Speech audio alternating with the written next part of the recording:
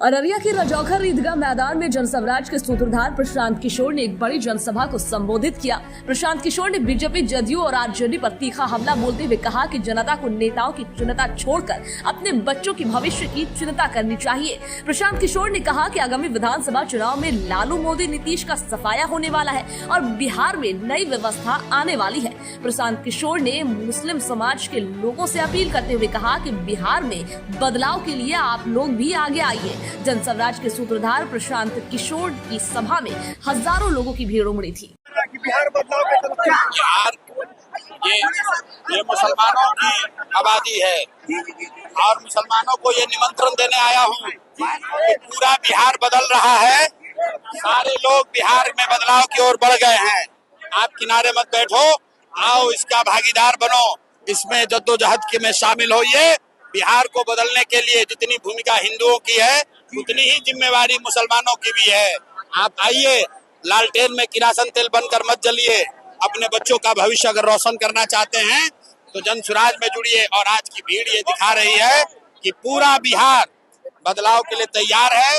लालू नीतीश मोदी का सफाया होने वाला है और बिहार में नई व्यवस्था आ रही है जिसका नाम है जनसुराज। मेरे भाई, ऐसा है यहाँ पर जो जनता आई है उससे जाकर पूछ लीजिए कि वो लॉलीपॉप लेकर आए हैं कि प्रशांत किशोर के जद्दोजहद को देख कर आए हैं। 2.5 बरस से प्रशांत किशोर ने जद्दोजहद की है और इस्लाम के मानने वाले लोगों को पता है, और किसी को पता हो ना हो, इस्लाम के मानने वाले लोगों को पता है कि ईमानदारी से किया गया जद्दोजहद कभी बेकार नहीं जाएगा। 2.5 बरस से प्रशांत किशोर ने जो जद्दोजहद किया है उसी का नतीजा है कि बिहार में एक नई व्यवस्था बन रही है जिसका नाम है जनसुराज। और ये व्यवस्था यहीं पर नहीं रुकेगी। जब ये व्यवस्था बनेगी बिहार में तो यहाँ से लड़ाई आगे भी जाएगी और जो लोग भी समाज के गरीब, वंचित, अति पिछड़ा मुस्लिम को डरा रहे हैं उनके साथ हिसाब किया जाएगा।